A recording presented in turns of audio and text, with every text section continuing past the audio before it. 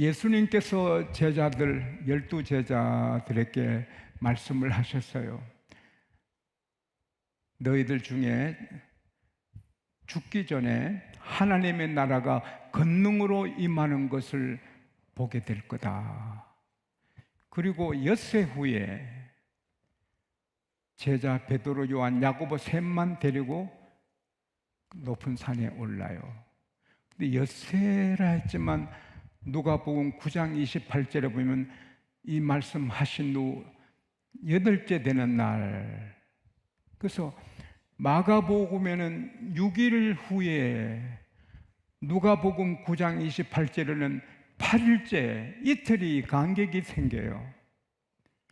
그래서 제가 조금 공부를 하니까 마가복음에는 46일이고 누가복음에는 8째 날, 같은 날이라고 하더라고요. 어쨌든 성경 읽다가 좀 이상하다 싶은 거 그냥 지나갑시다. 할렐루야. 예수 믿으면 구원받는 거 알면 됩니다. 할렐루야. 저는 또 목사고 전문가니까 연구를 해야죠. 그래서 12제자한테 다 말씀해놓고 베드로, 요한, 야고보 셋만 데리고 산으로 올라가요. 그 산이 많은 그 학자들과 또 교회 전통으로는 다볼산은 갈릴리 바다에서 서남쪽으로 17km 떨어진 산이고 해발 600m예요. 그 산으로 저는 올라가 봤는데 그 산으로 알려졌지만, 그러나 학자들이 다시 연구하니 갈릴리 바다에서 북동쪽으로 64km 떨어진 해발 2800m가 넘는 헐몬산으로 봅니다. 그 헐몬산은 산꼭대기에는 1년 내내 얼음이 있습니다. 그것이 흘러서 요단강으로 흘러 들어가고 그 농사 짓는 아주 중요한 수원이 되는데, 제가 생각에 그 2800m 넘는 산꼭대기에 예수님이 올라가신 건 아닌 것 같아요. 어쨌든 베드로 후서 1장 18절에 보면 베드로는 거룩한 산이라 불러요. 우리가 주님과 함께 거룩한 산에 있을 때, 그래서 다볼산인지 헐몬산인지 그게 뭐 팔복산인지 중요하지 않아요. 산입니다. 할렐루야. 성경에 안 밝힌 것은 꼭 찾아내려고 애쓸 필요 없어요. 그러다가 어렵게 되는 경우가 많거든요. 이단자들은 성경에 안 밝힌 걸 찾아내서 이단이 되거든요. 그래서 높은 산에 올라가셨는데 하나님의 나라가 권능으로 임하는 거예요. 그러니까 산이 천국같이 되고 예수님이 그냥 빛이 나는 거예요. 예수님의 옷이 표백제로 그렇게 할 수 없다. 언어에 보면 표백제로는 안 된다는 거예요. 그렇게 막 하얗게 빛이 나는 그런 주님으로 변형이 되시는 거예요. 그런데 또 모세가 등장하는 거예요. 그리고 또 엘리야가 등장하는 거예요. 그래서 예수님이 순환 받으실 것에 대해서 대화를 하시는 거예요. 그 산이 바로 천국에 임해 있는 거예요. 천국에 살던 모세, 엘리야도 거기 임하고 예수님은 그렇게 또 변화돼가지고, 그런데 그 천국의 분위기가 임하니까 얼마나 좋아요. 제가 부흥회 인도하다가 보면 천국이 될 때가 있거든요. 많거든요. 은혜가 임하면 모두가 천국에 취하고 천사 얼굴이 되거든요. 은혜가 무르익으면 거기가 천국이 되는 거예요. 수없이 제가 경험했습니다. 부흥하다가 은혜가 임해도 천국같이 되고 행복해서 어쩔 줄 모르는데, 예수님이 변화되시고 모세, 엘리야가 거기 같이 있고 항홀해서, 물론 두려움이 있죠. 저도 우리 주님 제 옆에 나타나셨을 때 두려움도 있었지만은 fear. 두려우면서 좋지요. 그래서 이 베드로, 요한, 야고보가 항울하죠. 그때 베드로가 말하죠. 사실은 정신없는 말을 하는 것입니다. 주님, 우리가 초막셋을 짓게 허락해 주세요. 하나는 주님을 위해, 하나는 모세를 위해, 하나는 엘리야를 위해 하사이다. 그러면 자기들은 집이 없잖아요. 찬이슬 찬비 맞고 이런데도 정신없어요. 너무 좋아서. 그래서는 주님 위에, 모세의, 엘리야의 초막셋을 짓고 여기 삽시다. 너무 좋으니까. 그때 아주 구름이 덮어버리는 거예요.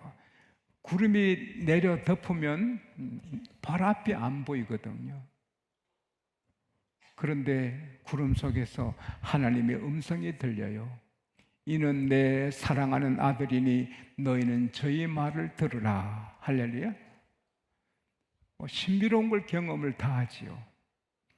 그리고 얼마 시간이 지나니 구름이 다 사라졌어요. 모세도 엘리야도 천국으로 갔어요. 하나님은 산자의 하나님, 아브라함, 이삭, 야곱의 하나님. 하나님은 산자의 하나님, 아브라함, 이삭, 야곱은 천국에 살고 있습니다. 믿는 사람은 살고 있습니다. 죽은 자의 하나님 아니라. 모세도 엘리야도 다 살아 있습니다. 에녹도 다 살아 있습니다. 그 주님뿐이에요. 주님께서 너희들이 본 것을, 인자가 죽었다가 다시 살아날 때까지는 말하지 말아라, 알리지 말아라 그랬어요. 그때 제 아들은 죽었다가 다시 산단 말이 이해를 못해서 베드로, 요한, 야고보가 수근수근 무슨 말이지? 우리 주님 하신 말씀 무슨 말씀이지? 그러다가 제 아들이 예수님께 물어요.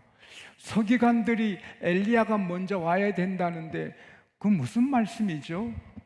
예수께서 엘리야가 가야 먼저 와서 회복해야 되지만 또 인자에 대해서는 왜 많은 고난을 받는다고, 많은 멸시를 받는다고 그 기록했느냐. 엘리야가 먼저 왔다. 그러나 사람들이 대우를 잘하지 못했다. 세례 요한이 엘리야다. 그렇게 말씀을 하셨어요.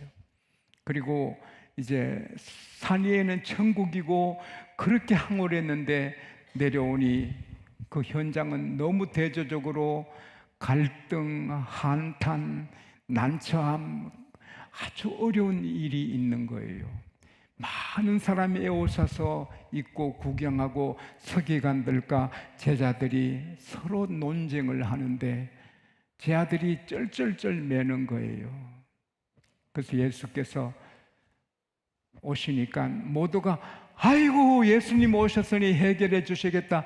예수님 오시니 반가워서 우르르 몰려서 예수님께 문안을 드려요.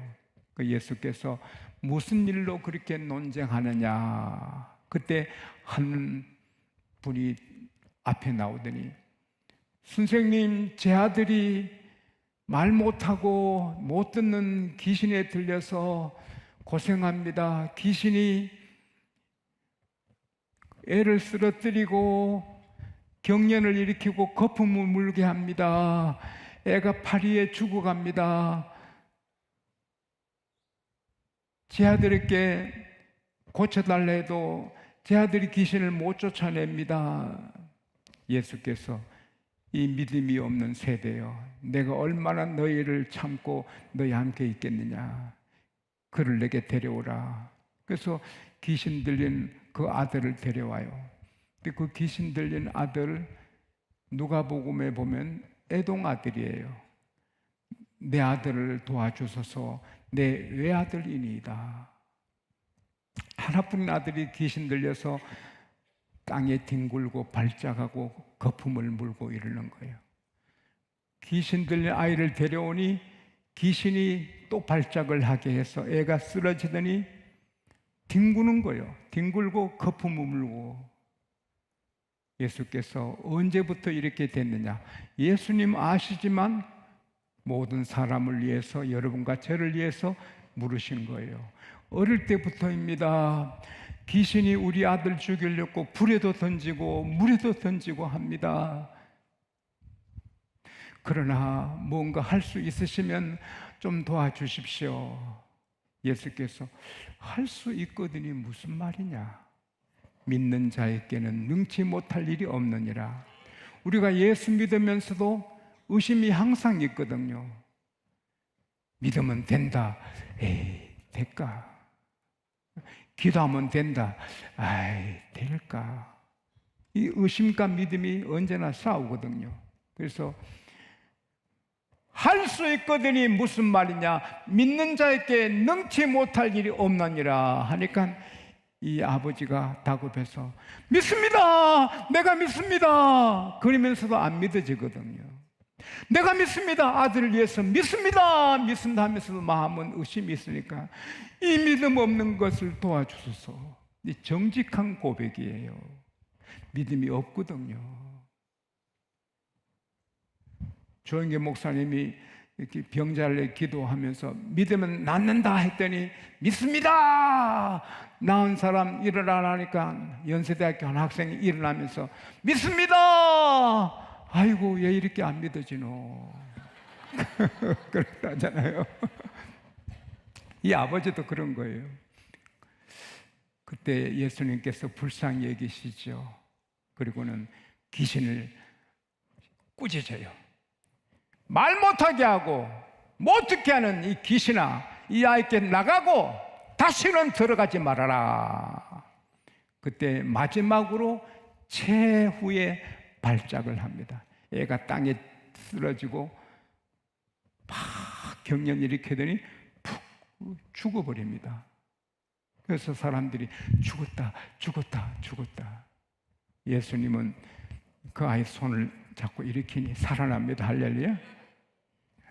그래서 한 모든 사람이 하나님께 영광을 돌리고 그 아버지는 얼마나 좋겠어요. 뭐 성경은 줄여서 기록됐지만 예수님께 얼마나 경배했겠어요. 그 아이도 예수께 얼마나 경배했겠어요. 사랑하는 여러분, 그 아버지는 안 믿어도 그래서 혼났는데 할 수 있거든이 무슨 말이냐? 믿는 자에게 능치 못할 일이 없다. 우리가 예수 믿으면서도 언제나 이렇게 의심이 같이 있거든요. 그러나 믿는 자에게는 능치 못할 일이 없다. 다 되는 것입니다. 오늘 우리 모두가 의심 다 버리고 믿어서 기적이 일어나게 되시기를 축원합니다. 여기서 우리가 얻어지는 교훈이 많이 있지만 우선은 신앙의 우등생이 되어야 되는 거예요. 예수님은 공평하신 분이에요. 공평하신 분이시지만 12 제자를 다 데리고 거룩한 산에 오르시지 않으시고 베드로, 요한, 야고보만 데리고 가세요. 해당장 야이로의 죽었는 딸을 살려주실 때도 다른 제자 예수님께서 안 데리고 가시고 베드로, 요한, 야고보 이 세 사람만 데리고 가셨어요. 겟세마네 동산의 최후의 기도 들으실 때도 가장 가까운 곳에 베드로, 요한, 야고보만 데리고 가셨어요. 제자라고 다 같은 제자가 아니에요. 에레미야 17장 10절에 요한은 그 심장을 살피시고 그 폐부를 테스트하신다, 시험하신다. 베드로, 요한, 야고보 여러 제자들을 주님이 다 보셔요. 그 중에 최고의 제자가 베드로, 요한, 야고보예요. 모세 형 아론, 누나 미리암도 선지자지만 그러나 모세가 하나님 제일 가까이에 있는 거예요. 구약의 선자가 많지만 모세가 율법을 대표하는 모세가 그리고 모든 선지자를 대표하는 엘리야가 거기 임한 거예요. 엘리사는 엘리야보다 2갑절로 기적을 행했지만 하나님 보시기에는 그게 안 중요한 거예요. 엘리야 심장이, 엘리야 폐부가, 엘리야의 그 심층 깊은 곳에 하나님을 경배하고 높이고 사랑하는 마음을 아시는 거예요. 빌립보서 1장 20절에 나의 간절한 기대와 소망을 따라 이제도 전과 같이 담대하여 내가 살든지 죽든지 그리스도만 높이기를 원하노라. 바울은 살아도 죽어도 주님만 높인다는 거예요. 그래서 사도 바울은 주님만 높이는 극장 무대라. 사랑하는 여러분, 우리가 장사를 하든 물건을 사든 친구와 만나 차를 마시든 뭘 하든 하나님의 우등생으로 귀하게 할렐루야. 두 번째는 입이 천금 같아야 돼요. 입이 묵직해야 돼요. 마가복음 9장 9절에 예수께서 말씀하시기를 오늘 본 것을 내가 다시 죽었다가 살 때까지 말하지 마라, 알리지 마라. 그걸 제자들은 지켰습니다. 예수님이 부활하신 이후니까 성경에 기록됐죠. 주님이 말하지 마! 말 안 했거든요. 잠언 10장 11절에 의인의 입은 생명새입니다. 생명새입니다. 악인의 입은 독을 머금었다. 잠언 10장 20절에 의인의 입은 천은 같다, 수는 같다. 비밀을 지킬 것은 지키고 해서 안 될 말은 안 하고 남에게 은혜가 되고 덕이 되고 용기를 주는 말만 하고 할렐루야. 우리는 주님의 입이 되어야 되거든요. 에베소서 4장 29절에 무릇 더러운 말은 너 입 밖에도 내지 말고 오직 덕을 세우는 데 소용되는 선한 말을 하여 듣는 자에게 은혜가 되게 하라. 우리가 입에 말을 하면 상대가 은혜를 받아야죠. 허물은 덮어주고 비밀은 지켜주고. 저도 상담을 많이 했죠. 상담할 때 교원들이 가슴을 털고 부끄러운 말도 많이 하시지만 제 가슴에 묻어두고 아내한테도 말 안 하지요. 내가 아내한테 그걸 말하면 가벼운 목사지요. 우리 양곡교회가 이렇게 평안한 것은 다 하나님 은혜지만 우리는 회의할 때마다 회의 결과를 가족에게도 알리지 말게 하잖아요. 알리면 사표 내라. 교회에서 공적으로 알려지기 전에는 절대 부인한테도 말하지 말아라. 저도 아내한테 말을 안 합니다. 비밀을 지켜야 돼요. 입이 무게가 있어야 돼요. 그리고 좋은 말만 해요. 우리 양곡교회 직원들 수칙이 있는데요. 매일 이걸 읽어요.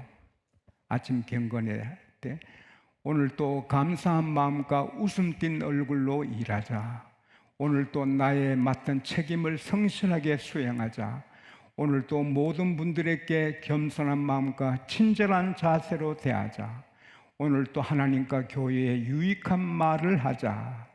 오늘 또 목회자와 직원과 교우들을 돋보이게 하는 말을 하자.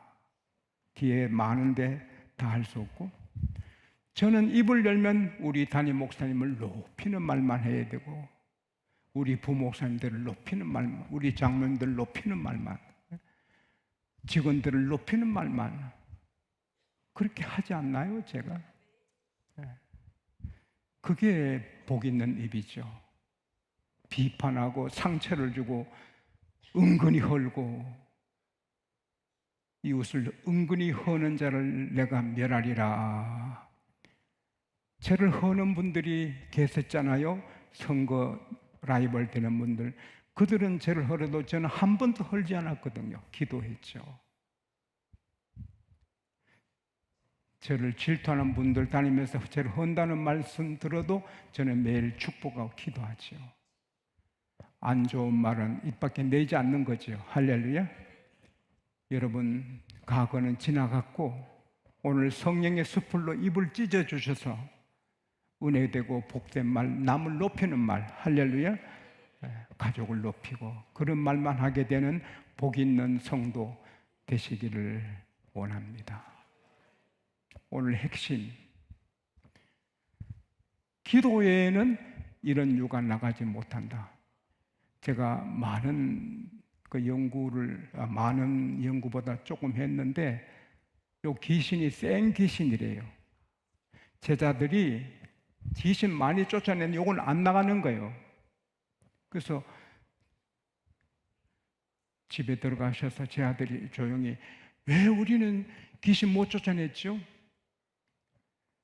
기도 외에는 이런 유가 나가지 않는, 그것도 오직 기도, only by prayer, 오직 기도. 사랑하는 여러분, 귀신도 센 귀신도 있고 약한 귀신도 있어요. 우리를 해치는 적이 센 것도 있고 약한 것도 있어요. 그러나 내가 더 강하면 이기는 거예요. 기도는 불가능한 걸 가능하게 합니다. 바울과 실라가 옥문에 옥에 갇혔어요. 근데 기도하니 옥문이 열립니다. 안 된 일이 많아도 기도하면 됩니다. 저의 소중한 선생님 중에 한 분이 조지 밀러 목사님이신데, 그는 감옥도 살고 아주 방탕하게 살다가 예수 믿고 새 사람이 되고 나는 죽었다, 예수로 산다, 거룩하게 살면서 기도했잖아요. 93세, 4세 살면서 병 한 번 안 하고 통증 없고 그러면서 고아 만 24명을 양육했습니다. 만 24명.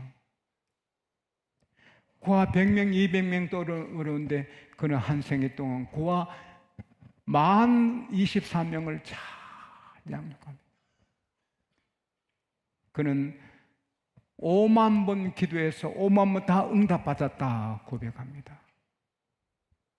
늘 기도합니다. 그가 한 말을 내가 기억하는 것은, 나는 예수님 때문에 늘 만족한다. 여러분, 페니 그로스비는 소경인데 하나님의 소경의 눈을 뜨게 안 하고 그대로 이기게 합니다.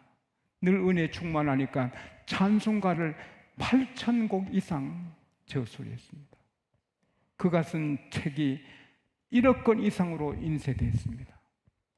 앞 못 보는 소경인데 95세가 되도록 그는 기뻐서 어쩔 줄을 모릅니다. 찬송기 계속 나오는, 힘이 넘치는 거예요. 겁날 게 없는 거예요. 다 할 수 있는 거예요. 병들어도 기도하면 된다, 할렐루야. 막힌 것도 기도하면 열린다, 이런 배짱이 생기는 거예요. 특별히 교회는 기도 공장입니다. 교회 기도는 그 교회의 영적인 온도계입니다. 되는 교회, 부흥하는 교회는 불 같습니다. 싸우는 교회는 기도가 냉랭합니다. 그냥 싸우고 치고받고 하는 교회는 기도가 없습니다. 불같이 기도하는 교회는 하나님 능력이 강하고 은혜가 강하고, 공장이 계속 기계가 돌아가면 물건이 생산되듯이 교회가 오 기도하면 간증이, 응답이 쏟아지는 것입니다. 그래서 우리는 기도할 수 있잖아요. 새벽 기도, 죽자 살자 하고 기도하면 좋은 일이 쏟아지는 것입니다. 귀신도 겁날 거 없고, 전쟁도 겁날 거, 미래도 겁날 거 없고, 문제도 겁날 거 없고, 병도 겁날 거 없고, 기도하면 된다. 이게 오직 기도로 나오는 것입니다. 오늘 밤에도 문제 있는 사람 기도로 해결할 수 있습니다.